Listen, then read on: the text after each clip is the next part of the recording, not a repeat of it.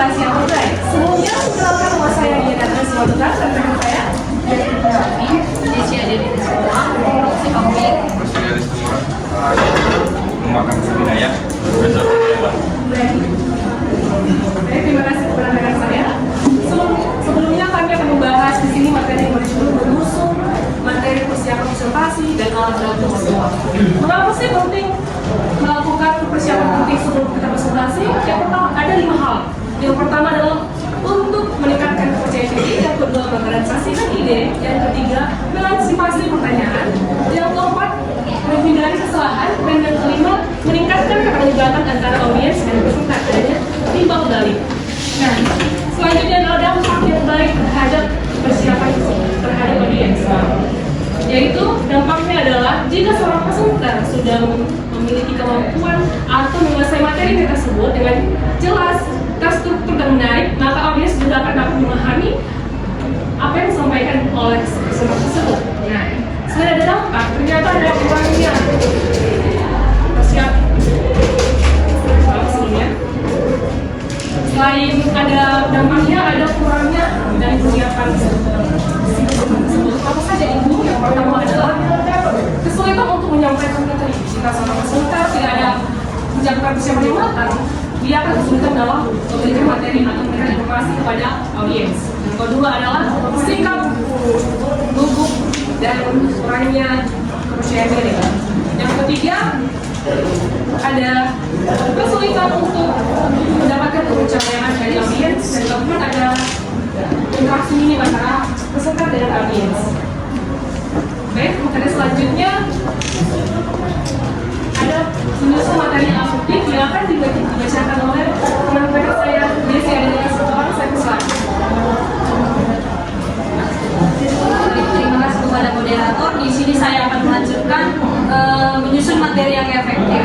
Yang pertama, menyusun materi yang efektif itu kita bisa memilih topik presentasi yang menarik. Memilih topik di presentasi adalah hal penting dalam melakukan presentasi, yang dimana kita bisa menentukan presentasi kita menarik atau tidaknya kepada audiens.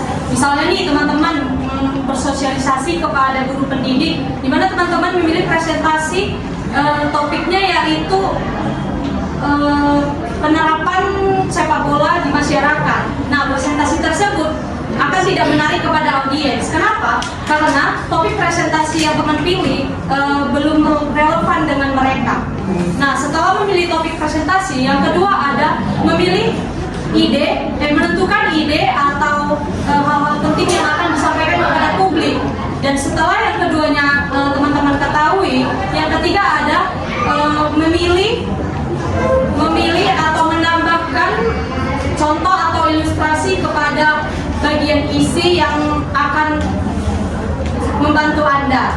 Nah, selanjutnya kenali audiens Anda. Sebagai pembicara, terlebih dahulu teman-teman harus memastikan nih siapa audiens Anda, usia dan rentan usianya, budayanya, latar belakang pendidikan mereka, dan mereka berprofesi sebagai apa. Teman-teman, ketika kita bersosialisasi kepada Bapak Ibu yang berprofesi sebagai petani, akan berbeda treatmentnya dan cara bicaranya kepada Bapak Ibu yang berprofesi akademisi. Ketika kita berbicara, tidak ada kata-kata yang diperhatikan oleh orang, baik visualisasi kita, bagaimana cara kita bicara, bagaimana cara kita menyampaikan pesan atau kata-kata kepada orang lain. Nah, maka dari itu memahami audiens yang baik dapat membantu Anda untuk tampil dengan lebih baik. Yang selanjutnya juga ketika berpresentasi, kita harus mengelola waktu secara efektif, di mana jangan lupa untuk memperhatikan waktu yang ditentukan, di mana peneliti mengatakan bahwa 18 menit adalah waktu yang ideal dan efektif dalam melakukan presentasi atau menyampaikan pesan. Dan waktu 18 menit adalah waktu yang cukup lama untuk fokus dan waktu yang cukup lama untuk menarik perhatian orang. Sekian dari saya kembalikan kepada moderator. Terima kasih kepada saya. Selanjutnya ada materi menentukan tujuan presentasi yang akan dijelaskan oleh teman saya hari. Baik, selanjutnya dalam menentukan tujuan daripada presentasi Nah, di sini kami membuat 4 poin. Yang pertama, menyampaikan informasi. Tujuan utama dari presentasi yaitu adalah menyampaikan informasi seperti memberikan penjelasan atau berbagi pengetahuan kepada para audiens. Yang kedua, meyakinkan audiens. Selain daripada menyampaikan informasi, presentasi juga memiliki tujuan untuk meyakinkan audiens. Biasanya hal ini terjadi dalam dunia bisnis yang dimana seorang sales sampai mendapat pelanggan agar membeli produk mereka. Dan yang ketiga, memotivasi. Presentasi juga dapat digunakan untuk memotivasi para audiens dan memberikan dorongan kepada para audiens. Yang terakhir, mempromosikan produk atau jasa. Dalam konteks bisnis, presentasi juga sering digunakan untuk mempromosikan suatu produk atau layanan mereka, dan di mana hal ini bertujuan untuk mempengaruhi audiens agar melakukan perjalanan tersebut. Baik, dari sebelum Terima kasih rekan saya. Selanjutnya ada materi fokus pada latihan dan persiapan yang akan dijelaskan rekan saya dengan saya. Saya coba.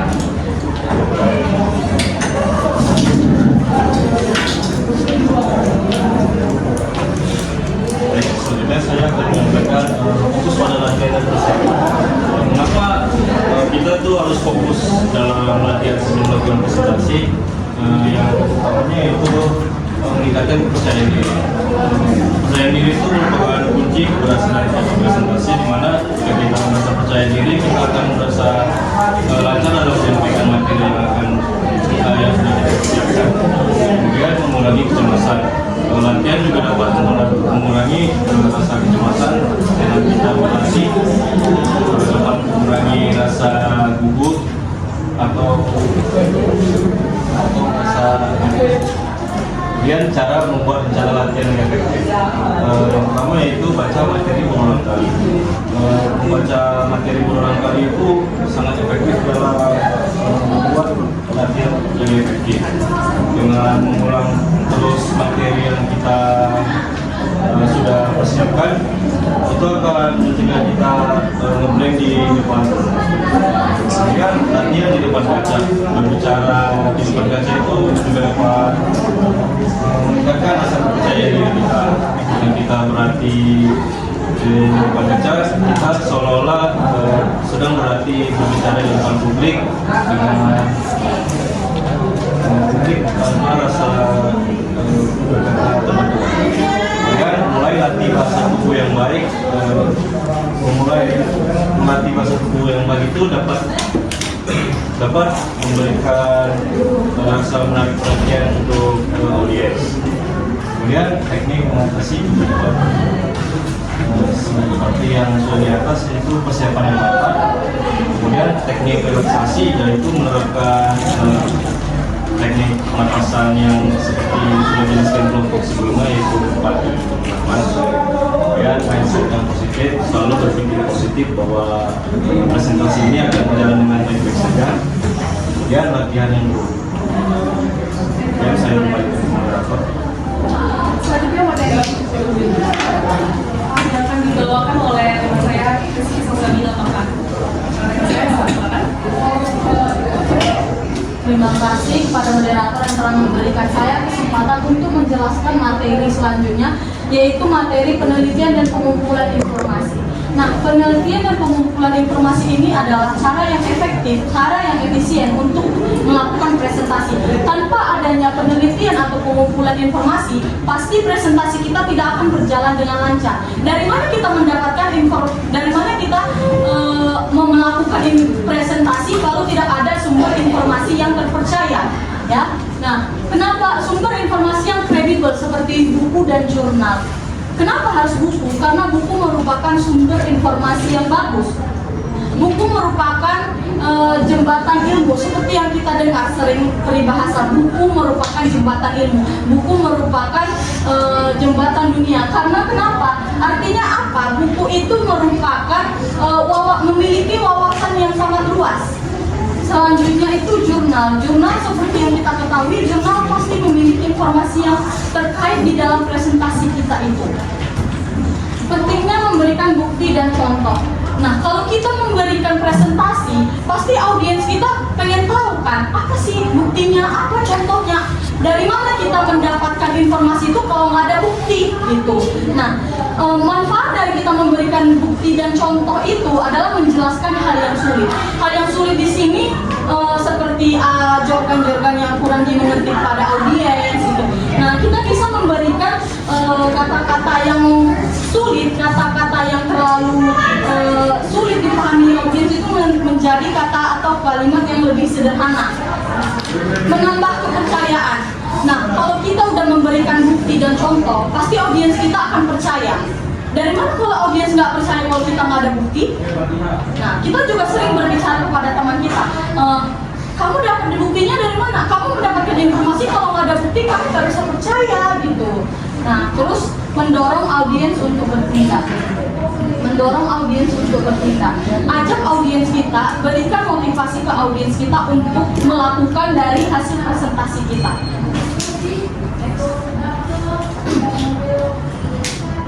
Selanjutnya adalah materi struktur public speaking yang dilanjutkan oleh rekan saya kepada moderator. Ya, dan terima kasih. Terima kasih. Selanjutnya yang akan dipresentasikan oleh teman saya Mutia Sakina. Teman saya. Terima kasih kepada moderator. Di sini saya akan menjelaskan tentang struktur public speaking yang baik. Dibagi menjadi 3, itu ada pendahuluan, isi, dan penutup. Masing-masing dibagi sebagai elemen. Yang pertama itu pendahuluan, perkenalan diri. Perkenalan diri ini kita bisa menjelaskan siapa kita, itu terdiri dari nama, asal, atau profesi yang kita sedang jalanin, dan menceritakan latar belakang kita dengan singkat dan mengapa kita membawa topik yang akan kita bahas nanti. Nah, yang kedua itu ada pengait. Di sini kita menarik perhatian audiens agar mereka fokus terhadap apa yang kita bawa. Yang ketiga itu ada tujuan presentasi. Di sini kita menjelaskan secara singkat apa topik yang akan kita bahas. Yang keempat itu membangun kredibilitas, membangun kepercayaan dan keyakinan terhadap audiens dan pembicara, karena hal ini sangat penting untuk audiens untuk mendengar apa yang kita bahas nanti. Yang kedua itu isi. Isi itu ada poin utama, topik atau hal-hal yang sangat penting yang akan kita bahas nanti. Yang kedua itu ada penjelasan dan argumentasi.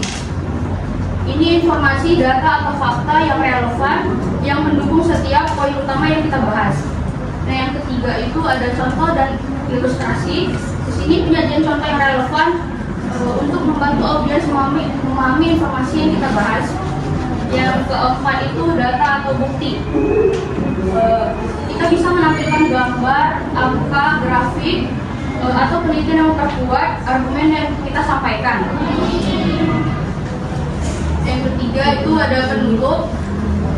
Kesimpulan, kita menyimpulkan poin-poin utama yang telah kita sampaikan di presentasi sebelumnya. Yang kedua itu ada pesan dan ajakan tindakan. Di sini pembicara dan audiens, mengajak audiens untuk mengimplementasikan informasi yang diberikan. Nah, yang ketiga itu penutupan formal. Seperti biasa, kita mengucapkan terima kasih kepada audiens yang telah meluangkan waktunya. Dan yang keempat itu pesan terakhir, sesuatu yang mengesankan agar audiens terus mengingat presentasi kita.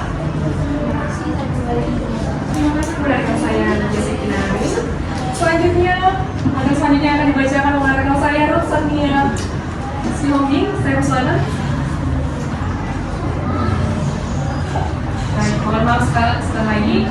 Di sini saya akan membacakan tips menggunakan alat bantu visual dengan baik. Nah, tipsnya ini pertama adalah kita sebelum melakukan presentasi, kita pasti uji coba dulu apakah proyektor fungsi atau materialnya sudah benar-benar rapi dan terstruktur. Nah, yang kedua adalah jangan terlalu sering membaca slide. Nah, sebelum kita presentasi, di dalam PPT tersebut itu cantumkan poin-poin yang akan dipresentasikan dan menggunakan bahasa sendiri agar audiens yang mendengarkan bisa memahami dengan baik. Oke, selanjutnya. Materi yang selanjutnya yang akan dibacakan oleh teman saya, Ruth Sania Siomi. Saya persilakan. Baik, terima kasih. Materi selanjutnya yaitu pengembangan isi presentasi. Nah, sebelum kita mengembangkan isi presentasi, sebaiknya kita mengetahui tujuan dari presentasi kita itu sendiri. Nah, apakah itu untuk meyakinkan audiens, memberi informasi untuk audiens, atau untuk menghibur audiens.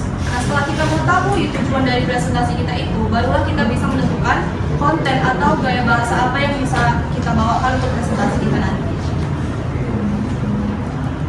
Selanjutnya, cara menyajikan poin-poin utama dengan jelas dan struktural. Nah, di sini dibagi menjadi dua. Yang pertama, menyusun struktur yang jelas. Dalam presentasi yang baik itu ada 3 struktur yang jelas. Yang pertama, pendahuluan. Nah, dalam pendahuluan ini kita harus memberikan pendahuluan yang menarik dan menjelaskan tujuan dari presentasi kita, materi yang kita bawakan itu tujuannya apa gitu. Dan yang kedua, isi atau bagian utama. Nah, di bagian utama ini kita bisa menyajikan informasi dengan relevan dan logis. Yang ketiga, penutupan. Nah, di bagian penutupan ini kita bisa memberikan kesimpulan ataupun ajakan untuk bertindak untuk audiens yang biasa disebut sebagai call to action. Bagian yang kedua yaitu menyajikan poin-poin utama dengan jelas. Ada 4 teknik untuk menyajikan poin-poin utama dengan jelas. Yang pertama, menggunakan bullet points. Nah, materi-materi yang penting atau informasi-informasi yang penting dalam presentasi kita bisa kita buatkan sebagai dalam bentuk bullet points supaya audiensnya dapat lebih mengerti dari materi-materi kita itu. Yang kedua, pilih bahasa yang sederhana. Nah, hindari jargon atau istilah-istilah yang kurang dimengerti oleh audiens supaya informasi yang kita sampaikan dapat dimengerti oleh audiens. Yang ketiga, penggunaan visual. Nah, dalam penggunaan visual ini kita bisa menggunakan grafik, diagram, ataupun gambar sebagai pendukung presentasi kita supaya audiens lebih bisa mengerti lagi dengan materi kita. Yang terakhir, prioritaskan poin utama. Fokuskan pada beberapa poin utama dan hindari mencakup terlalu banyak supaya audiens kita juga nggak terlalu bosan dan bisa mengerti dengan materi yang kita bawakan. Yang selanjutnya, teknik bercerita atau storytelling untuk membuat presentasi lebih menarik. Nah, di sini ada 5 teknik. Yang pertama itu mulai dengan cerita yang menarik. Nah, kita bisa mulai dengan kisah-kisah yang relevan dan menarik supaya menarik perhatian audiens. Bisa seperti cerita pribadi ataupun cerita-cerita inspiratif. Yang kedua, buat audiens terhubung emosional. Nah, biasanya kalau kita membawakan cerita yang membuat audiens itu terhubung secara emosional, biasanya pesan yang kita sampaikan itu bisa lebih berkesan buat audiens. Nah, yang ketiga, gunakan struktur cerita yang kuat. Dalam struktur cerita yang baik itu biasanya ada pengantar, yang kedua ada konflik atau masalah, dan yang terakhir ada solusi atau resolusi. Yang keempat, gunakan karakter dan konflik dalam konflik. Maksudnya itu kita bisa melibatkan karakter-karakter supaya audiens merasa lebih terlibat. Yang terakhir, visualisasi cerita. Maksudnya visualisasi cerita ini yaitu kita bisa menggunakan visualisasi yang lebih dan lebih jelas dalam cerita kita.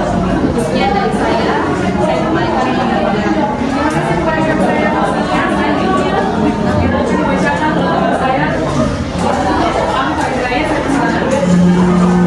Saya akan jelaskan beberapa prinsip bahasa dalam teknik presentasi. Yang pertama itu sederhana dan tidak berlebihan.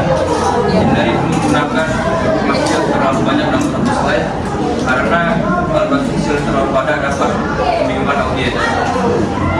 Yang kedua itu adalah desain yang menarik dan konsisten. Gunakanlah desain yang menarik dan konsisten sepanjang presentasi dan gunakan font yang besar agar audiens dapat melihatnya dengan jelas. Yang ketiga, dan alat bantu yang dibutuhkan. Pastikan semua peralatan seperti laptop, proyektor berfungsi dengan baik dan lakukanlah coba terlebih dahulu sebelum presentasi. dan sediakan backup file seperti slide presentasi di Google Drive untuk menghindari hal-hal yang tidak diinginkan. Untuk yang keempat itu periksa kualitas visual. Jika dalam presentasi kita terdapat video ataupun gambar, pastikan gambar atau video tidak buruk ataupun tidak terlihat tidak jelas agar semua audiens dapat melihatnya, dan jika gambar atau video itu kurang baik maka dapat mengurangi nilai presentasi. Yang terakhir, gunakan grafik atau diagram secara efektif. Jika kita ingin menjelaskan suatu data atau statistik, gunakanlah diagram atau grafik untuk memperjelas informasi tersebut. Dan pastikan diagram juga terlihat dengan jelas dan baik dan mudah dibaca oleh audiens. Sekian dari saya. Kembali ke Terima kasih kepada saya. Materi yang selanjutnya akan dibacakan oleh Mas Yadi Semua. Kepada rekan saya silakan. Saya melakukan tentang masalah tentang elemen visual. Ini elemen visual yang pertama gambar ilustrasi yang mendukung pesan utama. Gambar digunakan untuk memperjelas konsep atau ide yang disampaikan dalam presentasi. Yang kedua yaitu slide presentasi, yaitu memudahkan penyampaian informasi secara sistematis. Presentasi juga berfungsi sebagai media visual yang menyusun informasi secara terstruktur. Yang ketiga yaitu grafik dan diagram, yaitu menampilkan data dengan cara yang lebih mudah dipahami. Dengan bantuan grafik atau angka yang kompleks dapat dijelaskan secara lebih sederhana sehingga audiens lebih mudah memahami tren, kepentingan, dan distribusi data. Yang keempat yaitu icon dan simbol, memperjelas informasi dengan cara yang ringkas. Icon dan simbol digunakan untuk menyampaikan informasi secara cepat tanpa perlu banyak kata. Yang kelima yaitu video dan animasi, menjelaskan proses atau konsep secara interaktif. Video dan animasi membantu menjelaskan konsep yang sulit atau proses yang bergerak seperti cara kerja suatu mesin atau alur kerja dalam suatu sistem. Terima kasih. Terima kasih kepada rekan saya Yadi. Materi yang selanjutnya akan dibacakan oleh rekan saya Rizky Salwanila Basara. Kepada rekan saya silakan. Baik, terima kasih kepada moderator telah memberikan saya kesempatan untuk melanjutkan materi kita. Yang terakhir itu adalah penutupan yang berkesan. Setelah tadi presentasi sudah dijelaskan, sudah isinya, selanjutnya kita adalah menutup presentasi. Gimana menutup presentasi yang berkesan supaya audiens itu tidak merasa bosan? Nah, caranya itu adalah merangkum isi presentasi dengan singkat dan mudah dipahami. Nah, merangkum isi presentasi berarti merangkum poin-poin yang utama tanpa harus membaca keseluruhan dari materi ini. Nah, jadi ini fungsinya adalah ketika informasi itu disajikan secara singkat, berarti si audiensnya lebih mudah untuk mengingat. Selanjutnya adalah meninggalkan kesan terakhir yang positif. Kita bisa menutup presentasi yang lebih inspiratif seperti cerita ini, seperti contoh cerita inspiratif, mengucapkan terima kasih kepada audiens itu akan memberikan rasa hormat kepada si yang memberikan presentasi. Nah, selanjutnya gunakan kalimat penutup yang kuat seperti kita mengajak audiens itu bisa memudahkan kata-kata mutiara lah ceritanya ya. Ingatlah, pengetahuan adalah kekuatan dan kita semua ini memiliki tanggung jawab untuk menggunakannya dengan bijak. Nah, dengan menutup presentasi yang berkesan dan positif akan mendorong si audiens itu untuk kita lebih bertindak dan untuk mengingat apa isi-isi dari presentasi yang telah kita sampaikan. Sekian dan terima kasih. Saya kembalikan kepada moderator. Terima kasih kepada rekan saya yang sudah dilakukan. Selanjutnya di dalam materi presentasi kami hari ini, kami akan membuka sesi tanya jawab pada teman-teman sekalian. Saya silakan. Baik, terima kasih kepada teman saya Cinta Karita. Silakan.